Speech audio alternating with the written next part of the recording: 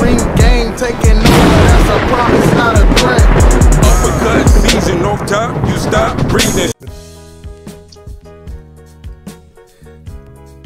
Yeah. What's good, y'all? Welcome to another episode of Real Talk, where, as always, if shit's real, we talk about it. I'm your host for tonight, Pat Scorpio, the New England representative, and as always, I got my man with me. I'm gonna let him introduce himself. Hey, what it do, boy? It's your man's Shout to Work the God, Go Artist, aka Soul Wars. You know what it is? World Still a Op, ringgangradio.com in the building. Let's get it. Yes, sir. Oh, wait, the world's not op anymore, bro? Yeah, the world's still a op. You know what I mean? Because niggas be opping out here. So, yeah, we gotta take it one step at a time. Feel me? Yes, sir. You know, Or Chiracadell coming soon. I had to make it an EP. I don't know. Niggas is disappearing. I want all my fucking tracks. Me and Rome got fired, but y'all niggas is playing. Yes, sir. It'll be a hot summer. Ring gang and else forever and always. And as always, I got my other man with me. I'm gonna let him introduce himself. Hey, yo, what's good, man? You already know who this is. Your boy King People. They got box in the building. Ring Gang Radio all day. Let's go. Ready? Yes, sir. Anyone banned from the bodega this week? Nobody's banned from the bodega, but you know what? Actually, you know what? Fuck it. I'm gonna just say this. Motherfuckers be on some bullshit. I'm not gonna ban you from the bodega. If you want to make threats, at me, you want to say you gonna end me. No, you can come to the bodega. Actually, I'm not gonna ban you from the bodega. Fuck nigga, come to the bodega. Say if you want to end me, pull up. You gotta see me. I ain't no tough guy. I ain't on no shit. But you ain't gonna disrespect me. So if you think you can disrespect me, come to the bodega, man. Try me in person. I dare you. That's I'm serious. I'm not fucking playing. Yeah, this nigga King P got that fire in his eyes. Tell him why you mad, son. Like, when the mixtape coming out? Yes, sir. Yeah. Is Pilot gonna host a mixtape? Yeah. You know what it is. Yeah, the new guys. That shouldn't be hard. No, we'll be ghosting Ray. You know what I'm saying? Hell no. But first track banned from the bodega. That should have go in. Bad for TVP. Using the bad for TVP. Real shit. But yeah, I got my other man with me. I'm gonna let him introduce himself. What's fly? It's your boy Conscious Pilot, the West Coast Avenger, numero uno contender. You know what it is. Ring Game Radio. Let's fly. Let's get it. Oh, damn, man. Put a little Espanol into this. Yeah, it's numero uno. Get it.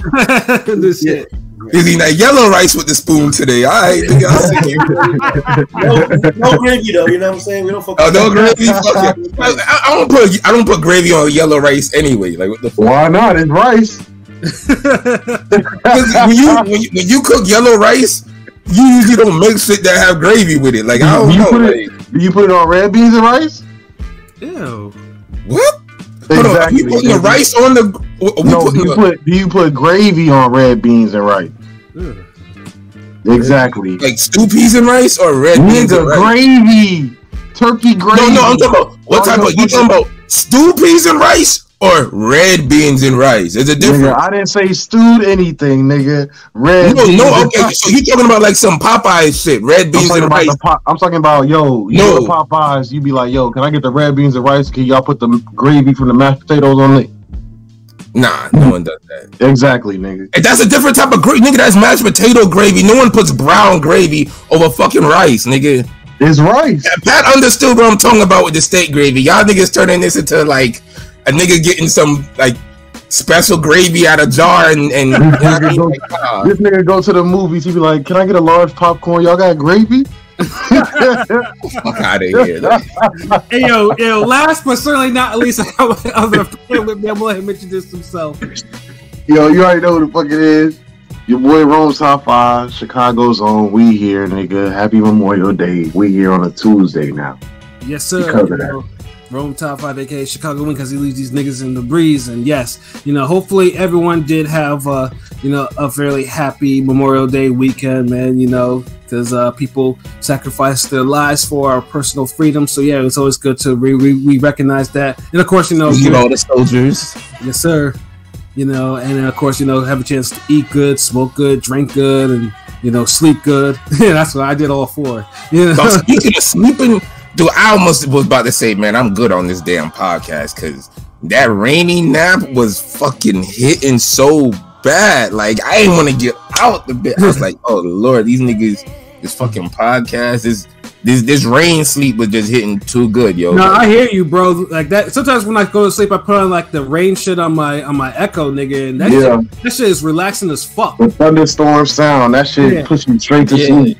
And you know me, I'm the nigga that I don't even get enough sleep as it is. So when that shit was hitting, I felt like niggas was pulling me from a bitch or something. Hopefully, if you slept, hopefully your sleep was as good as Mick Conlan's sleep. I don't think I could ever sleep that good. He took like one of the best naps ever. Like, oh wow. Oh, shout outs. What it do? Rax, Rain Gang in the building. Rax in the building. Salute. You know, but featherweight definitely. You know, there's some representing this past weekend in both featherweight championship fights. But you know, since you did bring up one contender who kind of took a little nappy nap, I'll go into that one first.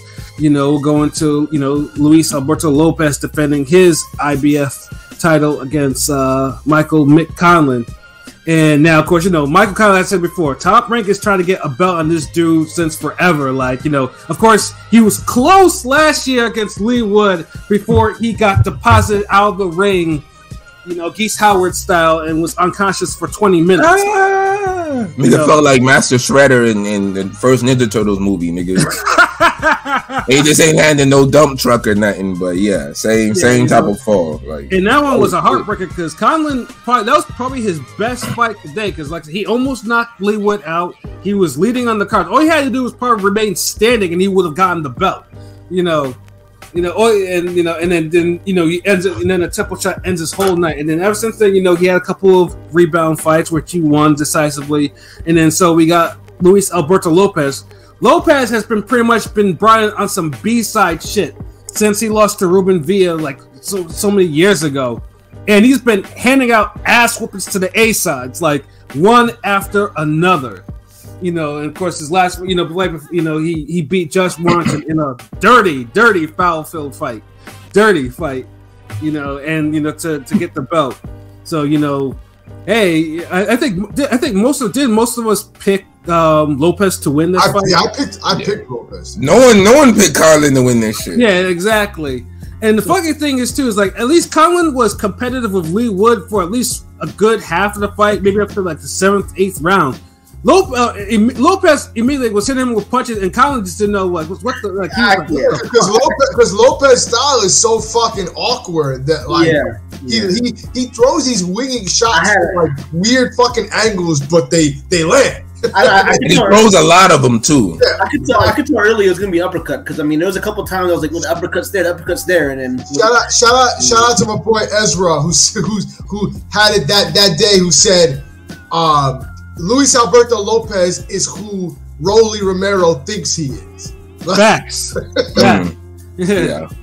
It's facts. And then the funny thing too is like it wasn't like Conlan wasn't like he was getting stunned by those punches, but Conlan was still throwing. Like Conlan was really offensive in this fight. Like he wasn't trying not to fight. He had to. He was fighting for his life, bro. Which is weird because it's funny because in the interview before, like leading up to the fight, he's talking about his game plan was, he knows that, Lopez is a rough fighter and an awkward fighter, but he's going to take away that awkwardness and kind of play keep away. And like, he went right into the fire. He did everything the opposite of that. Yeah. Sometimes the fight play out different than what you imagine it'd be. Like, Lopez was throwing too much fire for Conlan, and Conlan got sucked right back into it. Because this is the thing, Conlan, man, he keeps his hands low, so he invites people to fire at him because he looks hittable. And then it's not like he takes the best punch. Yeah, and it's not like his chin is like, tucked in. His chin's so he's hanging over the front foot, inviting you to hit him. He has a hands down style. Like, it's crazy he got as far as he has actually fighting that way. Yeah, it looks good against people. Like, that's a style you see people use in the gym against dudes that they know ain't as talented as them. I mean, him and his brother or Jamie are two birds of a feather. Same style, same flaws, and that's why fucking Jamie got sent to hell by Ancajas. They both know what getting sent to hell looks. Yeah, that was a while ago, but yep. Jamie Conlan, he's good and retired from that ass whooping. I remember that. That was like the Glenn Daenerys type. Yeah, yeah. Pat know what I'm talking about. Yeah. And then and then it got to the point where because Conlan was so much operating in Lopez's will, that Lopez he got torqued by all the unorthodox punches that the nigga was throwing at him. Like Lopez was leaping into his punches and landing. It's like Conlan needed to clinch or use the ring. Like he should have never started firing back like that. Yeah, like he was doing nothing to actually to try even reset, like nothing. Lopez was saying, you know what? Because he saw like this nigga was a mark, so he's like, you know what? I'm gonna walk you down, throw whatever bullshit I want at you, and you're not gonna do a damn thing about it. And Conlan got tired too from taking a hit so much because this motherfucker started gasping, and I'm like, oh, I was like, yeah, it was only a matter of time. And then fifth round got crushed by one uppercut, like uppercut season in full effect. And the fun thing is too is like you can see that this motherfucker was out cold, but his corner still had the nerve to fucking throw in that fucking towel. Yeah, he threw the towel for extra added measure. Like man, that was a beautiful cherry on top. That was a beautiful uppercut. It was like it was picture perfect, thrown the right way. Like it wasn't none of the unorthodox. Like he threw that shit with intentions. And I mean, Conlan like a dumbass was moving his head down. Like he ducked right into it. He ducked right into it. Oh man, because he always got his head hanging over the front foot. Yeah. You can't do that. And then, like I say, and Lopez was walking around there confidently, like he was like, "This is what y'all got from me." Like, motherfucker, and the crowd was fucking silent. Like they couldn't even boo this nigga because they knew he got destroyed. Well, I mean, what could they say? Like, it's gonna be hard to see Conlan get another title shot after this. You got knocked out in both title shots, bro. Yeah, and I think like I saw like some of his posts like Instagram, Twitter, it suddenly came up, he contemplating retirement. But I mean, if you step up twice and you get knocked out brutally twice, on championship world level, then maybe you should retire. I mean, well, no, I mean the Leewood one was, I mean, it was a close fight, and Lee was just able to come back and close the. He closed it, but he did knock him out. I'm just saying, he got knocked out twice into, Yeah, but this one he wasn't in the like Lopez like treated him like he was a jobber. Like, because Lopez was he was a champion, but he was brought in on some B-side chick because they were ready. I'm pretty sure they had all types of posters saying Conlan Leewood 2 next, that type of shit. Like, oh yeah, they wanted that so bad. Yeah, you could tell they was hoping for Conlan to win that. Yeah, I mean, Conlan's brother's the main promoter. You know what I'm saying? Of course, yeah. So clearly, yeah, exactly. Like they wanted, like I'm pretty sure they were, Bob would have been like, yeah, Conlan, Leewood, too, like for a unification, because they wanted it, because the first fight was so fucking great, like they wanted to. That would have been, Shout out to Gusto. What up, Gusto? Stopping through to support that algorithm. Salute, Gusto. Salute. Yeah, so yeah, I mean, Conlan. I mean, I don't know if Conlan. I don't know. I mean, because this one was was a one-sided decisive ass whooping he got. So it's like, I don't think retirement is the plan for him, but something. He'll take a step back. He'll take a step back. But now we just know his level. Like, if there's no denying where Conlan's level. Top tier guy. So this is what got happen for him. Like, we've seen it before. Niggas like him, he's gonna either have to do two things, one or the other. Stick around until somebody weaker gets a belt, aka a Rolly situation. Right. Because I mean, they probably, and let's be honest, Conlan's more talented than Lopez and Leewood, but them niggas is just real. They dangerous. Yeah, I think Wood's better, but yeah, I mean, yeah, Wood look as a fighter. Look, we're not as fighters. Lopez and Wood are better. They proved it. But talent, if all three of those niggas walk into the gym at the same time and they're hitting the bag, you're gonna be like, this Conlan kid, I don't know, like the faster hands, all that shit. I think he was in the Olympics and shit. Conlan has some talent, but he has none of the intangibles. fights. Yeah, exactly. Yeah. You're not gonna in Lopez and Wood. You'll see they're the real deal once you see them spar. With Conlan, if you see him spar a certain level, he'll get away with the flashy hands down shit, front foot, all those mistakes and shit. Not really pulling back with a right hook, none of that shit. Like he's southpaw, right? Yeah, he's southpaw. Yeah, okay. With the right, I had to just remember, he's like with the right hook, there's little shit he don't do. So he's either gonna have to just stay good enough or be like a local favorite attraction, like a Joe Messi type of shit. Get your money. Ain't nothing wrong with that. Motherfucking Joe Messi is better than than a lot of these goddamn heavyweights now.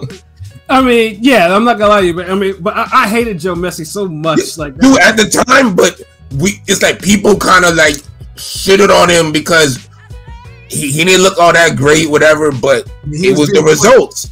He was being pushed to the moon, unfortunately. And man, you know what? Who else getting pushed to the moon that we talking about right now? Michael Conlan, yeah. It's a reason. Look at this ring gang. We tied this shit together. And shout out to Android. He said Conlan's biggest problem was getting hyped too fast by Top Rank. Can't be on cruise control if you want to be elite. Yeah, he fight like he on cruise control. He'll have the intensity, but then it's like it's not the ring IQ intensity you want where he's doing the right shit. It's not like, oh god, I gotta say this. It's not like the Andre Ward intensity where a motherfucker focus zeroed in on you and shit, like doing the right thing, like except exciting fans. But anyways, it's shit like that. So he either gotta hope a Rolly situation happens while he's just getting his money on some John Duddy shit, some messy shit, some local attraction shit, or he get a new trainer, whatever. And because Conlan, you can't tell me he could at least got halfway to Oscar Valdez's level, right? I'm just saying, like, and you know how we critique the fuck out of Oscar Valdez. Oh yeah, we definitely have. Like, even though we give him his props. I mean, you know, you know, hey. But I'm just saying, like, it is one of the other things that happen. He could win or lose, trying to improve, do the right thing, get a TV show on some Anthony Joshua shit, travel America, get a better trainer, new trainer, whatever, or hope for a Rolly situation. How old is he, Pat? 31. I'm off on this, Pat. Yeah, he's. Oh yeah, nah, you good. I mean, like Pat, Pilot, that sound the same. Salute to Chris Brand. Salute brothers. Slow weekend of boxing this week. Salute Chris. What it do? But thankfully, all the fireworks are soon. But this week we got to weather through the slow storm. Yeah, you know how it be. But we like this was a low key good little boxing weekend though. Like Uppercut season, this wasn't in the only fight. Like Conlan, shout out to Lopez though. He won me some money. You know. Yeah, of course. P's been on the streak lately, getting the actual round. Like, you know, now what made you actually pick the actual round, P? Yeah, because that's not the round that I picked when we did the prediction. So I think I originally said money influences things though. I think I originally picked the 10th round. And I picked the 10th round. But, however, I ended up changing it because when I was on Twitter, like before the fight, like before the card started, I saw like somebody post something that like an article from what Lopez was saying about the fight, and Lopez, in his own word, said, "This fight is not going past 7." So I'm like, oh, okay, so he knows he's got to get him out of there, and he's gonna because when a fighter says, I'm gonna get him out of here in this amount of time, I believe him because I'm like, and he has the style to do it. Exactly. It's not that he's just saying it. Let's remember that. No, exactly. No, I knew he had the style to do it. Yeah. That's why I picked him to get the knockout. But when you're publicly on record of saying I'm not getting this fight, it's not going past 7. I'm like, you know what? Fuck it. He said it's not going past 7.